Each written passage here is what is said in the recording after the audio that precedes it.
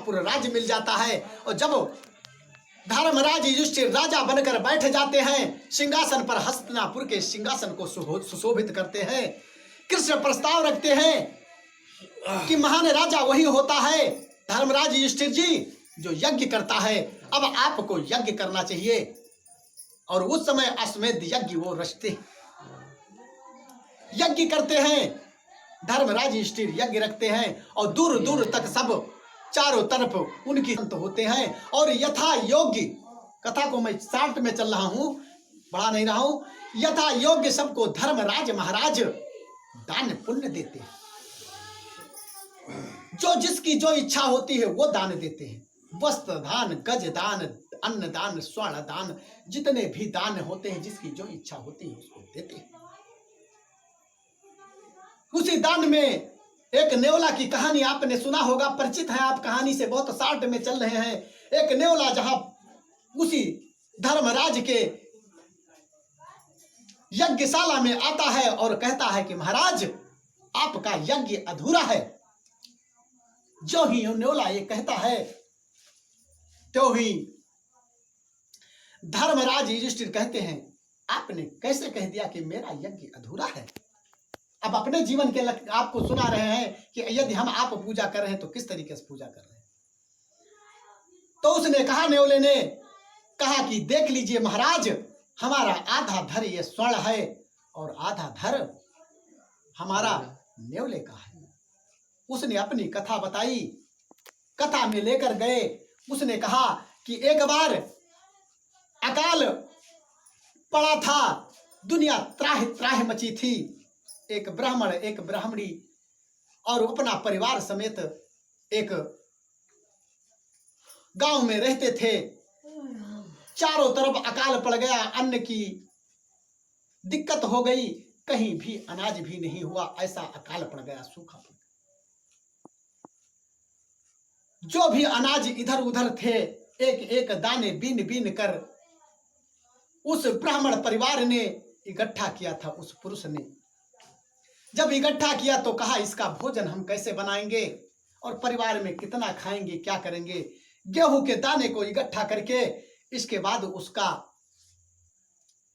सत्तू बनवाया। वो नेवला कथा सुना रहा है कि सत्तू बन गया। उस अकाल में जब चारों तरफ सूखा पड़ा था, सत्तू बनवाया। उस समय में ब्राह्मण, धर्मराज अपना स्वयं बता रहे हैं उस कथा को, जब वो सत्तू बनाया तो वो कई दिनों के भूखे थे। सब परिवार ने कहा कि थोड़ा थोड़ा सत्तू खा के अपना जीवन। तब मैं भिक्षु के रूप में उनके दरबार में पहुंचा और हमने कहा कि मैं आज 12 दिन से भूखा हूं, मुझे भोजन दे दीजिए। जो ही वो नेवाला तैयार किए थे, घोर कर खाने के लिए तैयार हुए थे, तो हमने उस ब्राह्मण ने अपने आगे की थाली मुझे बढ़ा दिया। उस थाली को हमने खाया और तब हमने कहा कि मुझे और भूख लगी है। उसकी पत्नी ने दे दिया, बहू ने दे दिया, सब ने मुझे दे दिया। जब उस यज्ञ को, उस अनाज को, उस सत्व यज्ञ को हमने खाया और उन्होंने वैसे अपने पानी को पीकर और हाथ को धुल लिया, बर्तन को साफ कर दिया, उसमें हमने लोट लिया तो मेरा धर आधा स्वर्ण का हो गया था महाराज। और आपने इतनी बड़ी यज्ञ किया, इतना बड़ा दान किया और इसमें हम आए आपके यज्ञ में भोजन किया और ये जो हाथ धुल रहे थे संत महात्मा, इस जल में हमने अपने को लोटा और मेरा धन आधा धर स्वर्ण का नहीं हुआ, इसलिए आपका यज्ञ पूर्ण नहीं हुआ महाराज। आप धर्मात्मा राजा नहीं हैं। ये तो कहानी उनकी पूर्व की है, तब कहानी की है। जब उन्होंने, अब आपको इसी कहानी के माध्यम से ले चल रहे, कथा के माध्यम से, जब यज्ञ किया और यज्ञ करने के बाद महाराज राजा युधिष्ठिर के अंदर अहंकार उपजा कि मुझ जैसा राजा इस दुनिया में पृथ्वी पर कोई नहीं है। एक दिन की कथा है, राज दरबार में बैठे थे, भगवान वासुदेव भी बैठे हैं और 4-5 पांडव भी बैठे हैं। अर्जुन कृष्ण से कहते हैं, हे वासुदेव, इस दुनिया में मेरे भाई से बढ़कर कोई दानवीर नहीं है। दानी, धर्मात्मा, पुण्यात्मा केवल मेरे भाई धर्मराज युधिष्ठिर। जो ही इस बात को सुना अर्जुन के, तो ही वासुदेव ने कहा कि इनके अंदर तो अहंकार उठ गया। और अहंकार भगवान अपने भक्त के नहीं रखते हैं। जिस तरीके से नारद के अहंकार उठा था, तो ही विश्व मोहिनी का स्वयंवर रचा के और उनके अहंकार को नाश कर दिया। इसी तरीके से भगवान अपने भक्त के अंदर अहंकार को नहीं रखते हैं। और भक्ति जब प्रवेश करती है तो अहंकार आपके अंदर नहीं रहेगा। और भगवान ये भी कहते हैं कि जब मैं था तो हरि नहीं, और जब हरि थे तब मैं नहीं। अर्थात जब अहंकार रहेगा तो आपके अंदर भगवान का वास नहीं होगा, और जब भगवान का वास होगा तो अहंकार आपके अंदर नहीं रहेगा। जब इस बात को अर्जुन के सुना, श्री कृष्ण ने त्यों ही कहा, हंसे। कृष्ण भगवान का स्वभाव था हंसना, और भगवान राम का स्वभाव है मुस्कुराना। आप देख लीजिए जीवन में हमको उनसे अनुकरण करना चाहिए कि दुख हो या मुसीबत हो, हमको अपने जीवन में भगवान राम ने बताया है कि आप इस जीवन को अपने हंसते हुए जिए, क्योंकि दुख और सुख भैया एक ही सिक्के के दो पहलू हैं। यदि सुख आया है, आपने हलवा पूरी खाया है, तो नमक रोटी का भी तो स्वाद ले लीजिए, जीवन में आएगा उसको भी लीजिए। अब हमारे पास जब मुसीबत आई तो हम बा बा चिल्ला रहे हैं, हाय हाय कर रहे हैं, चारों तरफ अपनी गाथा सुना रहे हैं, भैया हमारे पास साड़ी नहीं है, हमारे पति देव हमका साड़ी है। जब पति देव 1000 रुपए 500 रुपए और 1 ग्राम के झुल्ली ले दी ना, तब उनकी तारीफ ना की ना है। और जब सो भोजन घट गया, जब सो उनके घर में मुसीबत आई, तो ही बुराई चलो, हाय भगवान हमने कौन मुसीबत डाल दी हो। और जब अच्छे दिन है तो भगवान के कबू जिंदगी नाम है।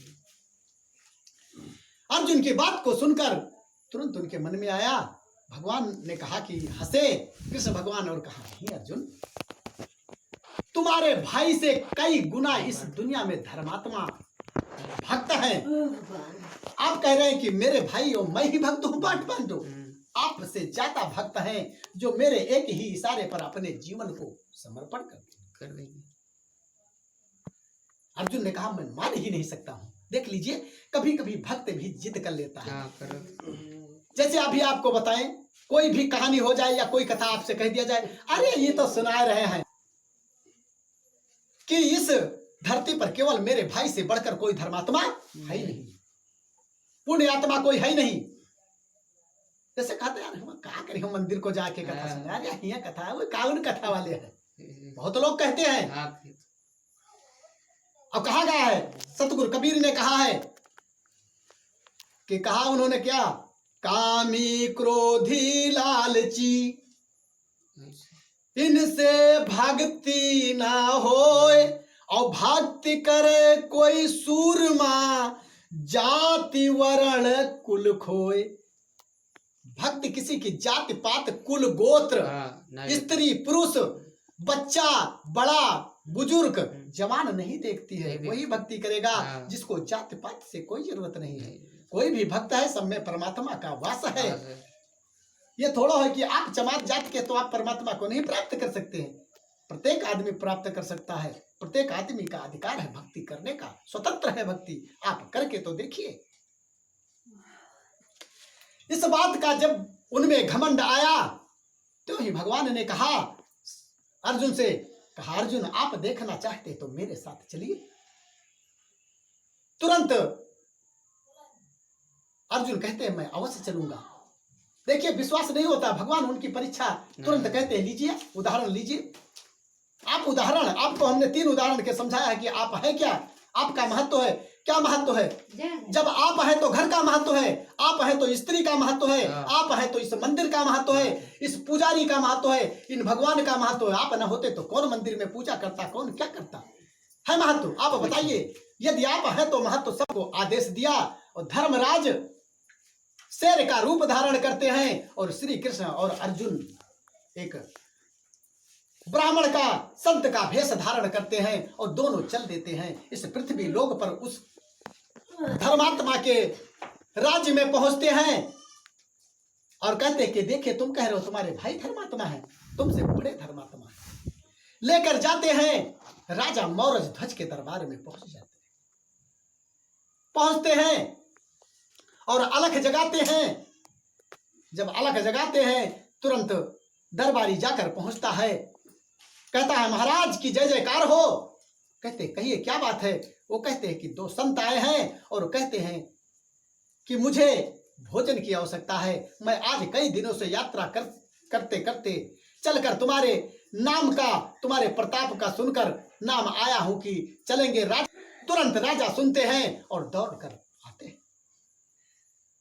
जब दरबार में आते हैं, बुला के लाते हैं संत जी को और उनका सम्मान करते हैं, पैर धुलते हैं, आदर से सिंहासन पर बैठाते हैं और उनसे आचन याचना करते हैं। हमने उस दिन आपको कथा में सुनाया था कि अतिथ देवो भव है। अतिथ आ जाए तो उसको जान देकर भी जैसा भी बन पाए। जान देने का तात्पर्य यह है कि जो भी इच्छा हो उस इच्छा के अनुसार उसको यथाशक्ति भोजन करवाना चाहिए। अब कोई कह दे कि कंदमूल फल लेकर जंगल से आइए, तो आप कैसे ला सकते हैं जब आपने कंदमूल फल नहीं देखा है। यानी जो आपके घर में है उसका यथाशक्ति आपको सत्कार कराना चाहिए।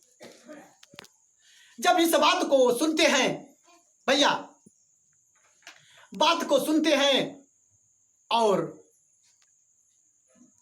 कहते हैं संत जी अब बताइए मैं आपके लिए क्या सेवा करूं। अब भेष में तो भगवान और अर्जुन है, संत के भेष में। उन्होंने कहा कि मैं तो 15 दिन से भूखा हूं, लेकिन मेरा सिर करीब 6 महीने से भूखा है, इसको कोई भोजन नहीं मिला है। और राजन, मैं भोजन जब भी करूंगा जब मेरे शेर को भोजन आप कराएंगे। उन्होंने कहा हे आतिथ्य देव, हे संत भगवान, आप बताइए आपका शेर क्या भोजन करेगा। उन्होंने कहा शेर का भोजन मांस होता है और मेरा भोजन तो आपके घर में मिल जाएगा। फल फूल, मेवा, मिष्ठान, अन्न, यही मेरा भोजन है। लेकिन भोजन मैं जब करूंगा जब आप मेरे इस शेर को भोजन करवा देंगे तब। उन्होंने कहा ठीक है। राजा ने कहा मैं अभी हुक्म देता हूं कि जाए और शेर के लिए मांस लेकर आए। अभी मैं मंत्रियों को हुक्म देता हूं, संत जी आप भोजन की व्यवस्था कीजिए, मैं भोजन तैयार करवाता हूं, आप भोजन कीजिए मेरे महलों में और ये आपका शेर जो है भोजन इसके लिए आ रहा है। उन्होंने कहा नहीं, मेरा शेर भोजन करता है, वो भी ऐसा भोजन नहीं करता है, अनाप शराब मांस नहीं खाता है। मांस खाता है तो मानव का मांस खाता है, और वो मांस खाएगा तो तुम्हारे लड़के का मांस खाएगा। जो इस बात को सुनते हैं राजा चकित हो जाते हैं। राजा, अगर आप हमसे आपसे कोई दान मांग ले ऐसा कर पाएंगे? राजा चकित हो जाते हैं। तो उन्होंने कहा कि ठीक है संत जी, अधिकार मेरा पुत्र पर मुझसे ज्यादा उसकी माता का है। मैं भोजन करवाऊंगा आपके शेर को, लेकिन इससे पहले मैं अपनी पत्नी से भी पूछूंगा। पत्नी के पास जाते हैं और पत्नी से याचना कहते हैं। पत्नी भी समझाती है, देखिए कितनी धर्मात्मा पत्नी है। वो कहती है ठीक है महाराज, अतिथ यदि दरवाजे से चला गया तो हमारा अतिथ जीवन का धर्म चला जाएगा, गृहस्थी का हमारा धर्म चला जाएगा। जिस तरीके से माता सीता ने लक्ष्मण की रेखा का आन हटा दिया था, उन्होंने कहा था लक्ष्मण की आन रहे न रहे, रखूंगी धर्म गृहस्थी का। उन्होंने कहा था इस रेखा की आन रहे न रहे, लेकिन धर्म किसी रखूंगा गृहस्थी का, क्योंकि ये रावण आया है, साधु वेश में आया है, इसको मैं भिक्षा अवश्य दूंगा। ऐसे ही जब राजा ने प्रस्ताव रखा रानी के समक्ष, तो रानी ने कहा कि एक ही बेटा है, बेटे का नाम ताम्रध्वज था। कहा हे राजा, एक ही बेटा है, इस राज्य को कौन चलाएगा? राजा ने कहा कि यदि धर्म रहेगा तो इस राज्य में अनेक पुत्र पैदा हो जाएंगे। ये पूरी प्रजा मेरी पुत्रवत तो है, ये सब पुत्र ही हैं, संतानें हैं, कोई भी राज्य का अधिकारी बन जाएगा। और धर्म चला गया तो ये राज्य वैभव और हमारा ईश्वर भी सब नष्ट हो जाएगा। रानी ने कहा ठीक है महाराज, चलिए। तुरंत दरबार में पहुंचे और कहा महाराज ठीक है। तब संत ने कहा कि राजन, अब भी हम भोजन ऐसे नहीं करेंगे, मांस हम वही करेंगे, ये संत हमारा ये शेर भोजन वही करेगा। यदि आप अपने बच्चे का मांस काट कर देते हैं और आपके आंखों से यदि जरा भी से आंस गिर गया या दर्द हुआ तो मेरा शेर मांस नहीं खाएगा। आपके आंखों से आंसू नहीं निकलना चाहिए, तभी मेरा शेर आपका मांस खाएगा। इस प्रस्ताव को लेकर अपने लड़के के पास गए, ताम्रध्वज से कहा।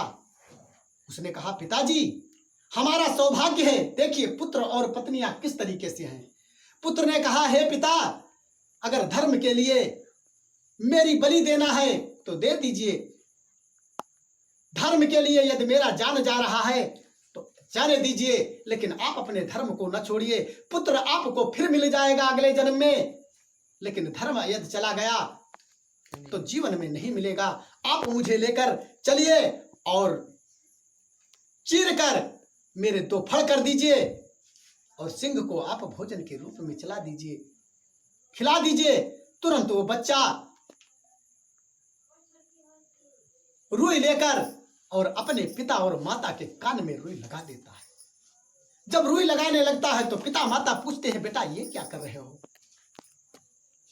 उसने कहा हे माता, हे पिताजी, रुई हमने आपके कान में इसलिए लगा दिया है कि कहीं मेरे दर्द का, मेरे रुदन का आवाज सुनकर आपके कानों में पड़े तो आप धर्म से हट जाएंगे और मुझे नहीं फाड़ेंगे, मुझे नहीं चीरेंगे तो धर्म नष्ट हो जाएगा। इसलिए आपके कान में रुई लगा दिया है कि मेरे चिल्लाने की, मेरे दर्द की आभास आपको नहीं होगा, जिससे आप अपने धर्म को। ऐसे पुत्र हैं जीवन को निभाने वाले। तुरंत दरबार में राजा और रानी आते हैं और उस अपने लाल ताम्रध्वज को 2 फड़ों में चीर देते हैं। जब चीरने लगते हैं तो लड़के के अंदर दर्द पैदा होती है, तो एक भाग से, एक आग से उसके आंस निकल आती है। जब आंस निकल आती है एक आंख से, तो जब फाड़ देते हैं राजा रानी, तो एक धड़, जब दोनों धड़ दाड़ने के लिए उस शेर के सामने पहुंचते हैं तो जो संत रहते हैं वो कहते हैं कि नहीं, एक फड़ आपका काम आएगा, एक फड़ से आंस गिर गया है, इसका मांस मेरा शेर नहीं खाएगा। जब इस बात को कहते हैं तो उसकी आत्मा ताम्रध्वज की कहती है कि हे प्रभु, मैंने अपने जीवन को तुम्हें समर्पित किया है, अब इस जीवन को तो आप ही, इस जीवन के तो कड़दाता भरता तो आप हैं। चीरते हैं और उधर उस शेर के सामने डाल देते हैं और उधर भोजन तैयार होता है, तैयार है। और जब संत दोनों बैठकर भोजन करते हैं, भोजन करने चलते हैं और राजा रानी से कहते हैं कि हे राजन, आप भी भोजन कीजिए। उन्होंने कहा हे संत जी, आप भोजन कीजिए। इतनी व्यथा राजा रानी को हो जिसका पुत्र मर जाए, कैसे उसको जीवन में कितनी बड़ी व्यथा होगी, फिर भी उनके सिकम पर, चेहरे पर जरा भी वो नहीं आता है। राजा रानी अंदर से दुखित है लेकिन चेहरे पर उसका नहीं प्रसन्नता रहती है। जिस तरीके से कोई भी घर में दुख हो जाए या कुछ हो जाए और उस राजा जो होता है वो अपने सिकम चेहरे पर नहीं लाता है, वो मन ही मन अपने दुख को सहता है, प्रकट जनता के सामने नहीं होने देता है, इसी तरीके से वो राजा भी प्रकट नहीं होने देते हैं। जब भोजन तैयार होता है, प्रसाद तैयार होता है और वो भोजन करने लगते हैं तो ही कहते हैं कि संत जी भोग लगाइए। राजा के लिए भी 2 थाली परसते हैं और संत के लिए 2 थालियां परसती हैं, 1 थाली और परसाई जाती है, 5 थालियां लगाई जाती हैं। राजा रानी कहते हैं कि हम 4 ही लोग हैं और भोजन आपने 5 थाली लगवाई है। तब संत जी कहते हैं कि आप अपने पुत्र ताम्रध्वज को बुलाइए, वो भी भोजन करने आएगा। जो ही भगवान इस चीज को कहते हैं और राजा रानी कहते हैं कि वो तो यहाँ दुनिया में कहा, उसको तो शेर ने खा लिया, वो तो शेर का निवाला बन गया है, भोजन बन गया है, वो इस दुनिया में कहाँ है। संत कहते हैं आप पुकारिए तो, संत कहते हैं आप पुकारिए तो तुरंत वो पुकारते हैं कि बेटा ताम्रध्वज। तुरंत उसकी आत्मा आभा बोलती है, जी पिताजी। कहते आइए भोजन कीजिए। तुरंत ताम्रध्वज की आत्मा आके वहीं प्रकट हो जाती है। आत्मा जब आती है तुरंत भगवान चतुर्भुज रूप में प्रकट हो जाते हैं और सामने उसको दर्शन देते हैं और उस आत्मा को नया स्वरूप प्रदान करते हैं, नई एक काया प्रदान करते हैं और उस काया में वो आत्मा प्रवेश हो जाती है। वो ताम्रध्वज वही तैयार हो जाता है और अर्जुन और कृष्ण अपने भेष में आ जाते हैं और अर्जुन से कृष्ण कहते हैं कि देखो आपके भाई तो धन वैभव धन ऐश्वर्य था तब दान दिए थे, इसने तो अपने पुत्र को दान दिए। इससे बढ़कर कोई दानी दुनिया में है नहीं। बोलो भक्त और भगवान की जय।